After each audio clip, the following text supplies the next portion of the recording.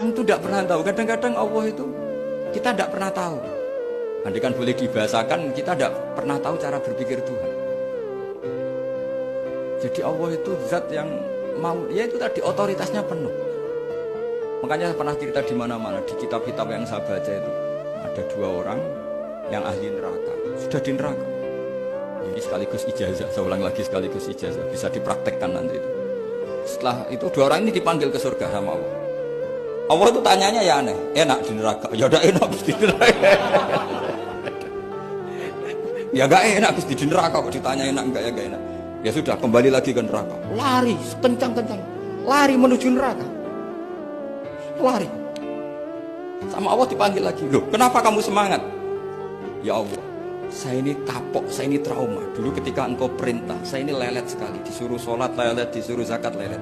Maka ini dengan perintah saya semangat supaya nggak ngulang kesalahan yang sama. Akhirnya sama Allah dipanggil, ya sudah di surga aja, di surga. Karena semangat lari menuju neraka. Maka ini ijazah nanti kalau di mahsyar ya, kamu dipanggil, ayo masuk neraka, harus apa? Semangat, semangat. Harus semangat. Oke Gusti, semangat. Lah repotnya kalau nggak dipanggil lagi. Akhirnya barokahnya semangat itu dia di surga. Kita tidak pernah tahu cara berpikir Tuhan, nanti kan boleh dibahasakan seperti itu. Yang satu, ayo kembali lagi ke neraka. Tolah itu. Jalan oleh lagi. Sampai itu gak semangat oleh lagi. Terus ditanya sama, kenapa kamu tolah itu? Saya tidak pernah ngira ya Allah ketika engkau panggil di surga, kemudian engkau kembalikan lagi ke neraka. Ya sudah kamu di surga saja. Barokahnya husnuzon.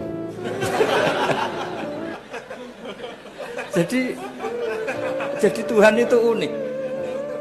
Makanya dalam tradisi ulama itu ad-dinu ar-riwayah, agama itu riwayat. Sebagian diredaksikan inna hadzal ilma dinun fanzuru amman ta'khuduna dinakum. Agama ini, ilmu ini agama, maka lihat riwayatnya. Karena kita tidak pernah tahu cara berpikir Tuhan. Kita harus mengikuti riwayat yang diutarakan Rasulullah SAW. Karena kita tidak pernah tahu. Kayak tadi ada orang diinjek, kita mesti kan terprovokasi ingin bela yang sujud menyalahkan yang injek. Tapi ketika yang sujud mencatut nama Tuhan, Allah tidak akan memaafkan kamu. Itu Tuhan tersinggung karena sifatnya direduksi satu, diambil satu, disembunyikan satu. Loh, ada kan dia begini mungkin malah Allah maklumi. Saya tidak akan maafkan kamu. Enggak apa-apa Allah, kan saya. Kan tidak mencatut namanya Allah. Selama hidup saya tidak akan maafkan kamu. Allah nggak akan tersinggung.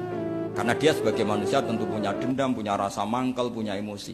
Tapi kalau ketika bilang Allah tidak akan maafkan kamu, berarti dia mencatut statusnya Allah. Dan Allah disifatkan hanya satu dari sifatnya Allah, yaitu hanya sifat menyiksa. Padahal Allah punya sifat memaafkan.